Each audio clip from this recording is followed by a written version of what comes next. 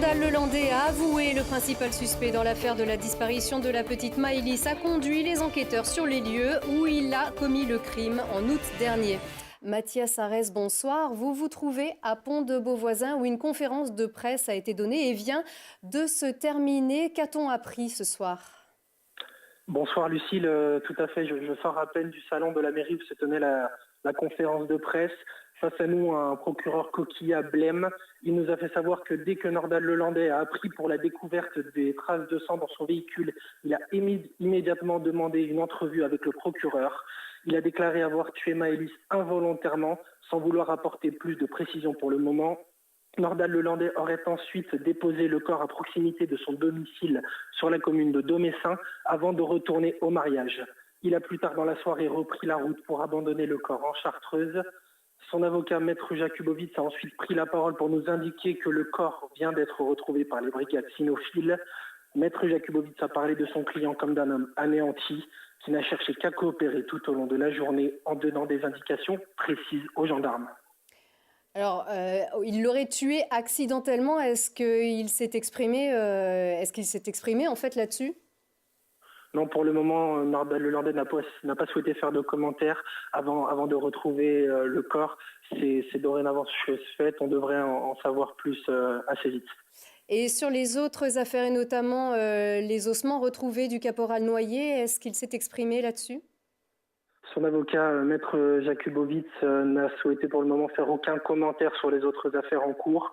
Il a simplement indiqué que plus aucune demande de remise en liberté ne sera faite. Très bien, merci beaucoup Mathias pour ces informations. Mathias Arès, vous êtes sur place au Stade des Alpes. Bonsoir.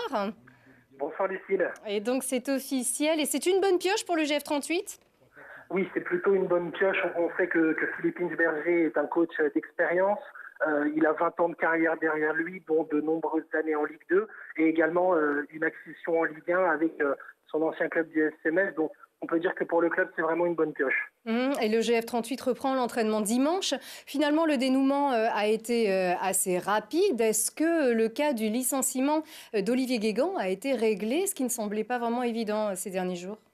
Alors, le manager général du Grenoble Foot 38, Max Marty, a en début de conférence de presse pris la parole pour évoquer ce sujet. Il a parlé d'une procédure judiciaire avec Olivier Guégan, donc forcément c'est ce qui a un peu retardé l'annonce du nouveau coach. Max Marty a parlé d'une volonté du club de créer une nouvelle phase avec d'autres objectifs et donc de chercher un coach qui correspondait davantage à ces objectifs. Philippe Inchberger, lui, n'a pas souhaité commenter la situation de son prédécesseur. Il a plutôt souhaité se montrer excité à l'idée d'embrasser ce nouveau projet. Il a déclaré, je cite, « J'arrive avec mes compétences et mes connaissances de la Ligue 2. J'ai mené une accession. Grenoble est une ville de foot. » Enfin, il s'est vraiment montré très impatient à l'idée de démarrer dès dimanche. Est-ce que le club a annoncé des changements dans le collectif, dans le groupe ? Alors pour le moment, pas de changement, étant donné que le coach souhaite, et il l'a spécifié, mettre sa patte dans l'effectif. Donc à partir de dimanche, le coach verra les joueurs actuels qui ont pour la plupart déjà évolué avec Grenoble en CFA et ils ajusteront à ce moment-là. Donc il devrait y avoir quelques changements tout de même.